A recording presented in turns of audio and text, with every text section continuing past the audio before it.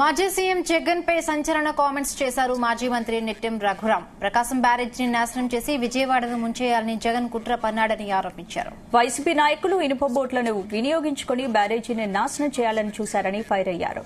ఈ బోట్లు YCP MLC Talasila Raghuram అనుచరులు, బాపట్ల మాజీ ఎంపీ నందిగాం సురేష్ అనుచరులకు చెందినవంటూ తీవ్ర ఆరోపణలు చేశారు. వరద దాటికి ఈ బోట్లు ఢీకొని ప్రకాశం బ్యారేజ్ దెబ్బతిని వందల గ్రామాలు మునిగితే ఇది ప్రభుత్వ వైఫల్యమంటూ ప్రచారం చేసుకోవచ్చనే దుర్మార్గపు క్రీడకు పాల్పడ్డారంటూ మండిపడ్డారు.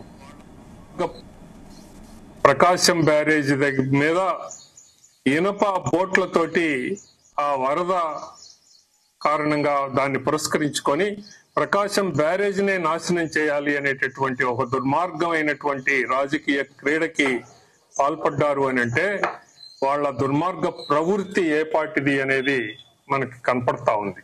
అక్కడ వైఎస్ఆర్సీపీ నాయకుడు తలసిల రఘురాం అనుచరులు, అలాగనే నందిగం సురేష్ ఎంపీ, బాపట్ల ఎంపీ అనుచరులు, వాళ్ళది ఈ బోట్లు వాళ్ళ సొంతం.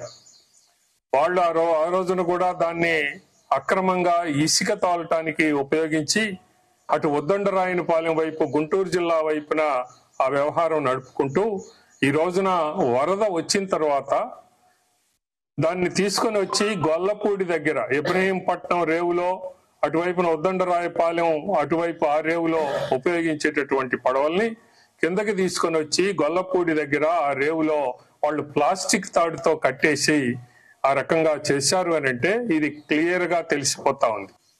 ప్రకాశం బ్యారేజ్ మీద ఇనుప బోట్లతోటి ఆ వరద కారణంగా దాన్ని పురస్కరించుకొని ప్రకాశం బ్యారేజ్ నే నాశనం చేయాలి అనేటటువంటి ఒక